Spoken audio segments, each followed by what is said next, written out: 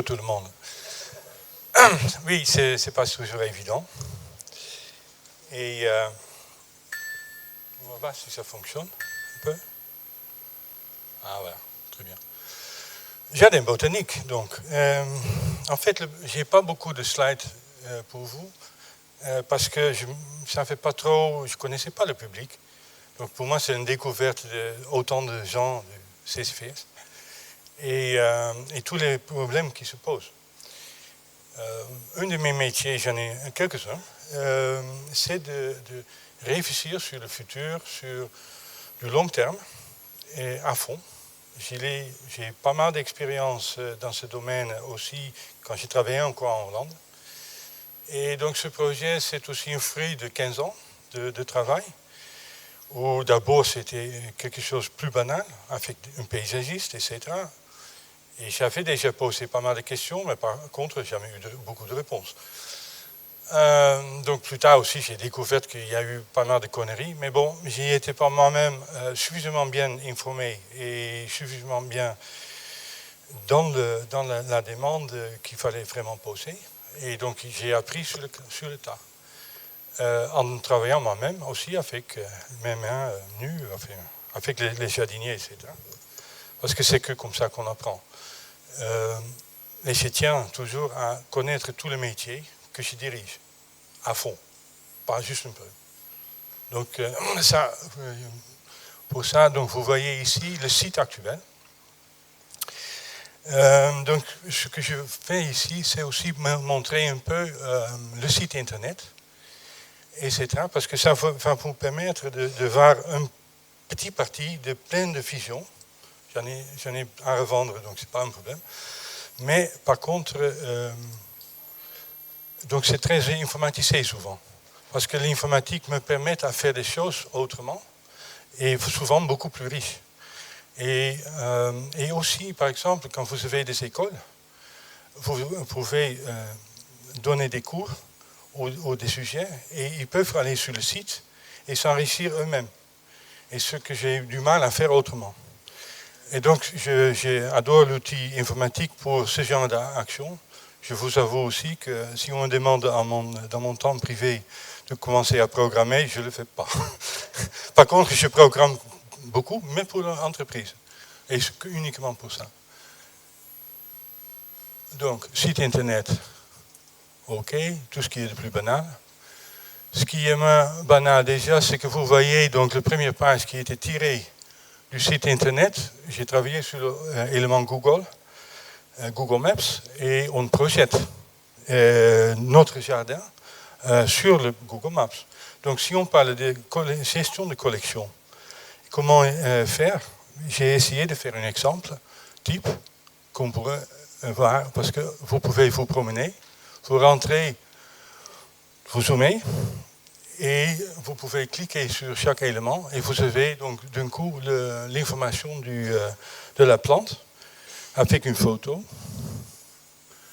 Et si vous cliquez sur la photo, vous avez de l'information sur chaque élément. Bon, je sais que dans les jardins botaniques, on est tous très friands de faire des panneaux. Et c'est un peu le b.a.-ba d'un jardin botanique, il faut pouvoir identifier. J'ai travaillé là-dessus, j'ai conçu même des techniques à un moment donné en Hollande avec une entreprise pour créer des panneaux aluminium, imprimés d'une manière durable, pour créer aussi de la couleur et des photos de fleurs et plein de choses.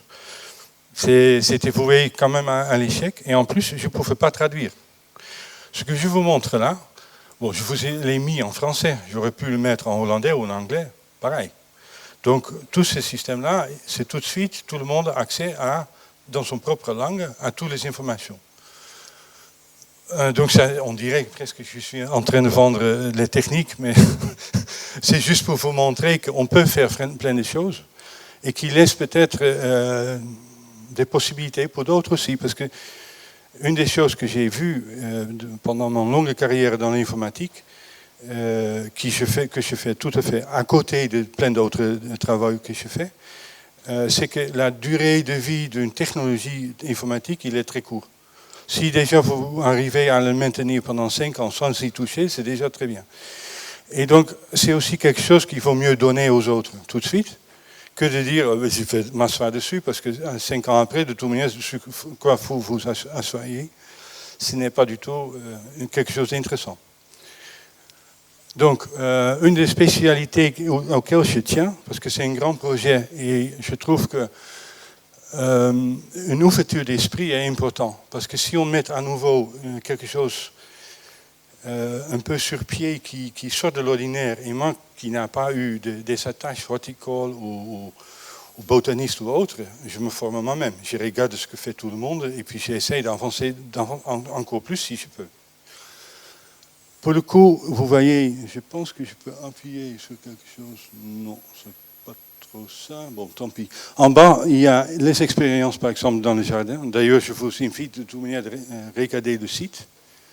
Et vous voyez qu'on décrit aussi toutes nos interventions, tout ce qui se passe, pour créer quelque chose de clair que les gens peuvent utiliser après aussi pour soi-même avoir des réponses, ou au moins se dire, tiens, ces gens, ils les ont travaillés, ces plantes, est-ce que je peux poser davantage de questions? Pourquoi pas? On est là pour ça. Donc, il y a plusieurs façons d'accéder aux informations. Une des façons est Google Maps. Une autre façon, c'est donc une base de données. Comme ça, vous pouvez trier, regarder qu'est-ce qu'il y a, etc. Actuellement, on était à... Normalement, il est à 17 000, quelque chose. Ouais, voilà, c'est ça. Et donc, ça semble beaucoup, mais en plus, ce n'est pas des espèces botaniques qu'on a vues dans un livre, mais c'est des choses qu'on pourrait réellement accueillir. Donc, on en ajoute tout le temps. Il se passe plein de choses. Donc, ce n'est pas quelque chose qui est visé. On en enlève d'ailleurs aussi parce qu'il y a des plantes qu'on estime ne pas pouvoir vraiment maintenir. Et d'un coup, on dit, OK, ce numéro d'accession, il va disparaître, on remplace. Bon, base de données, bon, je vais passer vite. Ordre alphabétique, atelier pédagogique, pareil.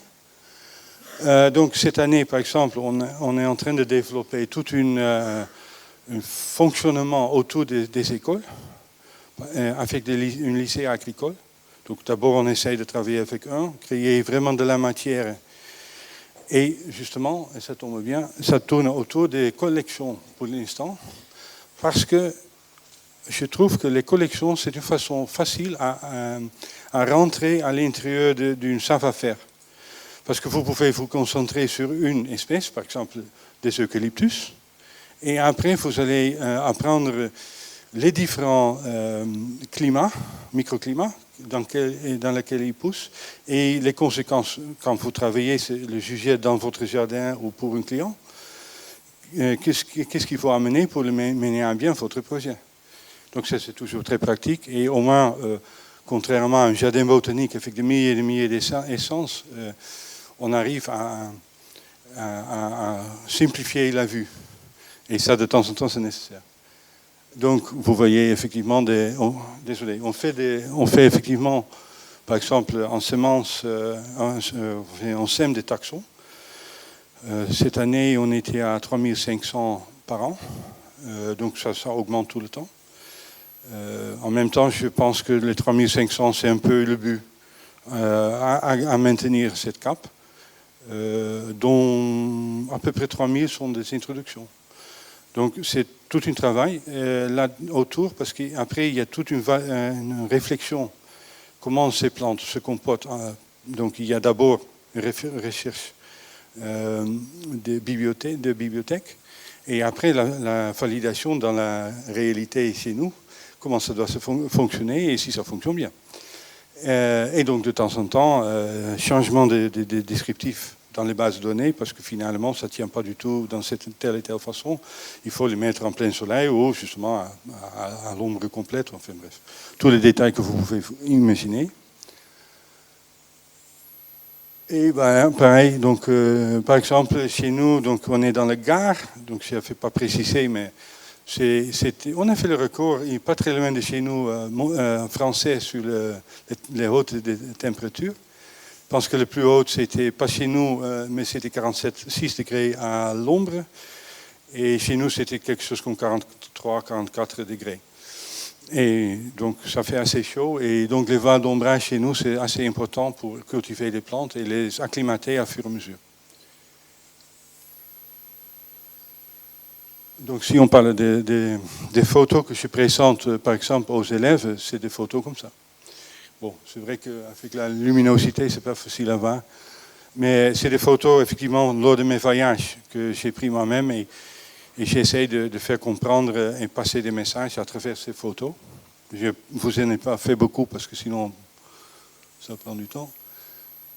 Donc les collections CCFIS, c'est donc de plus en plus autour de ces collections qu'on crée des programmes.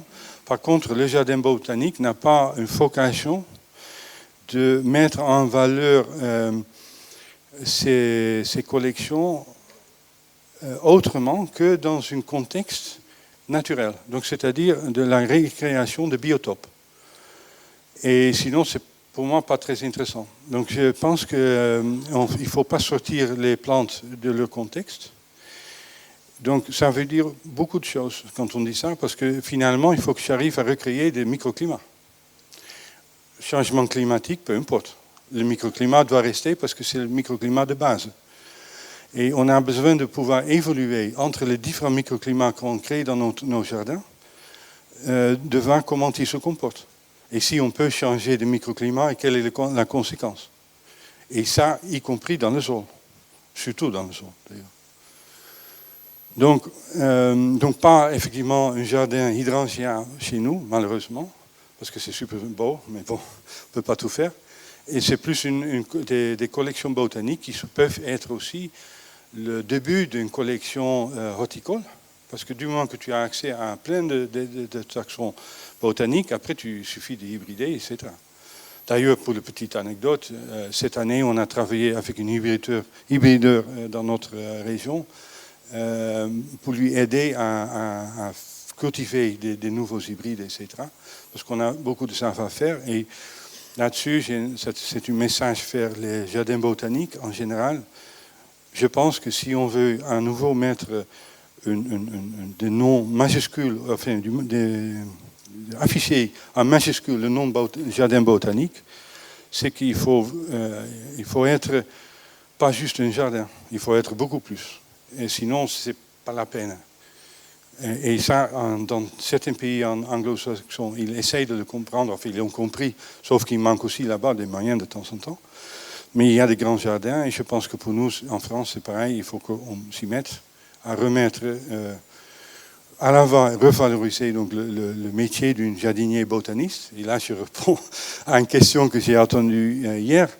Et c'est tout à fait ça, sauf qu'il ne faut pas oublier non plus que c'est aussi des études qu'il faut mener et par soi-même.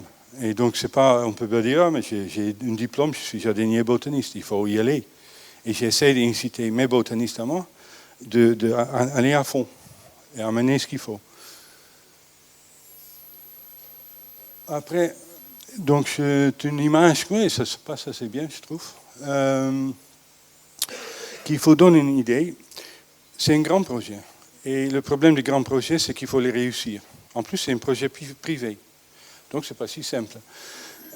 Parce que, d'un coup, je dois réussir aussi en termes d'investissement. Et je dois garantir en amont comment ça va se passer.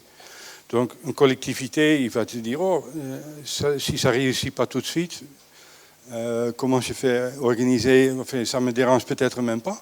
Or, chez nous, avec les investisseurs, etc., je dois vraiment réussir. Et donc, j'ai mis en place un système avec des étapes. On a déjà des jardins tests. Et la prochaine phase va être 10 hectares de jardins tests pour créer des ambiances et pour pouvoir contrôler le fonctionnement de tous les végétaux dans ces ambiances-là. Et ça va automatiquement donner comment dire, la possibilité de réussir à long terme le grand projet, qui, lui, je vous passe peut-être les microclimats. qui est un peu plus grand. Donc là, on est déjà sur une échelle de 62 hectares, plus le nursery qui est lui-même de 10 hectares. De cette partie-là, il y a 52 hectares à peu près, peut-être même un peu plus, mais bon, bref, qui est du vrai jardin botanique. Et le reste, c'est donc de 52 hectares des 62, c'est du jardin botanique pur, avec juste des petits chemins. Le reste, c'est donc chemin plus des bâtiments. Et tout ce qu'il faut, d'ailleurs. Donc je passe un peu vite, mais ce que j'ai conçu, c'est peut-être aussi une des réponses qu'il peut y avoir sur des remarques comme quoi garder des collections, etc. Je me suis aperçu, et je viens aussi du monde différent, donc construction immobilier à la base. Et je me suis dit, mais mince, ici on a des grandes possibilités et l'immobilier de toute manière c'est quelque chose qui fige. Donc ça peut être embêtant parce que ça fige et donc du coup qu'est-ce que vous faites? Mais en même temps ça a aussi un énorme potentiel de sauvegarder quelque chose. Parce que comme c'est pour du très long terme et un jardin est pour du très long terme, ça se marie très bien.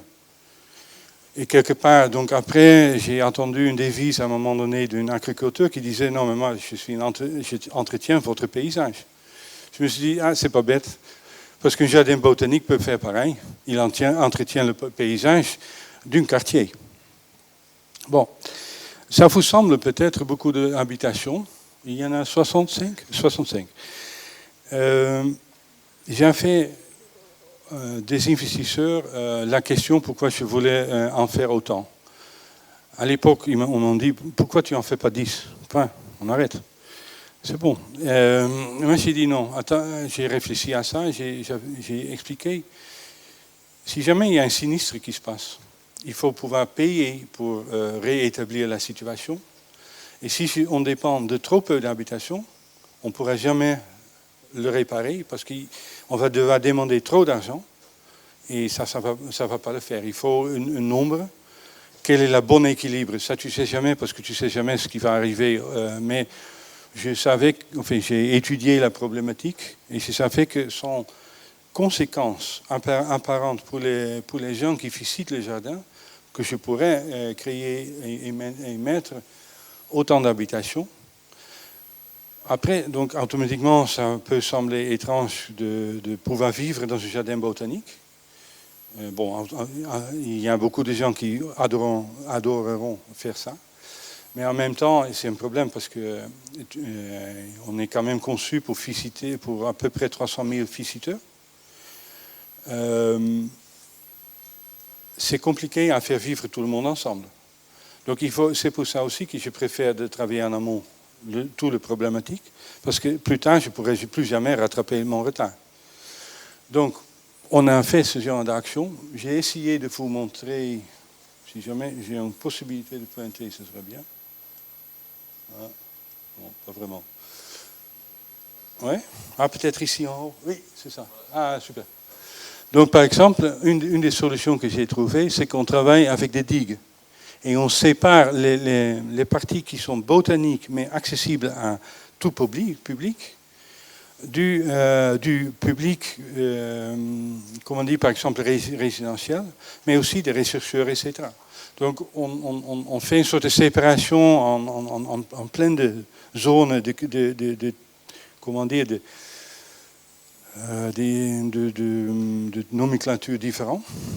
Pour créer à la fois une sécurité pour les gens qui achètent et aussi pour les botanistes, parce qu'au final, c'est le parc botanique qui prime. Sinon, si jamais ça se passe autrement, on perd automatiquement tout. Parce que ça n'aura jamais une grande durée de vie. Mais il faut sauvegarder les intérêts de tout le monde et il faut leur assurer quelque part qu'on peut bien faire. Et donc, il y a eu pas mal de réflexions. C'est là aussi où vous voyez que ce projet ne parle... Donc aujourd'hui, je vous parle beaucoup moins de végétaux. Je pourrais.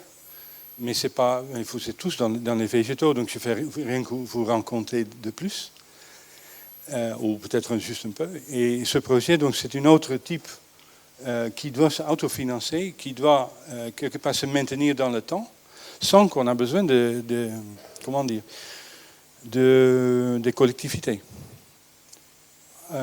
Donc si on parle de ce genre d'éléments, ah oui, j'aime bien ça aussi. Si on parle de ce genre d'éléments, c'est tout un travail d'intégration tout le temps, à essayer de trouver, à rechercher les intérêts de chacun et essayer de répondre. Après, bon, par exemple, les hôteliers m'ont demandé si j'avais des solutions pour intégrer une sorte de, comment ça s'appelle, une pitch and putt. Donc c'est un type de golf de très courte longueur, 66 mètres linéaires en maximum, en maximum en moyenne. Et donc on a conçu avec une très bonne architecte de golf, une golf d'un coup qui est dans le jardin botanique et qui en fait est un jardin botanique en lui tout seul. Pareil, j'ai fait le problème, on me met une golf qui m'embête parce que ça me prend énormément d'espace. Et donc j'ai essayé de trouver la solution pour créer quelque chose qui finalement est beaucoup plus positif que si on aurait juste une golf et il fallait contourner le golf. Donc en fait, ce que j'ai carrément fait, c'est que j'ai créé même des cheminements que tu peux prendre, par exemple, avec une guide, et au long du golf, enfin en passant par le golf, comme si c'était, comme on dit en anglais, un flight de golf. Donc c'est-à-dire si un groupe de golfeurs partent, et ils jouent leur jeu, et là tu peux partir avec une guide et il va te montrer le même parcours, mais façon botanique. Donc vous jouez dans une golf. Bon, c'est pour montrer juste quelques exemples de solutions qu'on a essayé de trouver pour répondre à une façon d'équilibrer les demandes d'un grand projet en créant une sorte de village finalement. Parce qu'il y a quand même 200 emplois, 500 personnes qui sont normalement en temps normal. Et je ne parle même pas des visiteurs du jardin. Enfin, le grand public, on va les appeler comme ça. Et donc, ça nécessite pas mal de réflexion. Après, bon, en dernier, j'ai écrit un peu des choses. Je pense que beaucoup de choses on a déjà eues, donc je pense que je m'arrête là, à peu près. Et je pense aussi que je vous donne enfin, peut-être il faut vous poser beaucoup de questions, donc je vous laisse plutôt vous poser les questions que davantage continuer.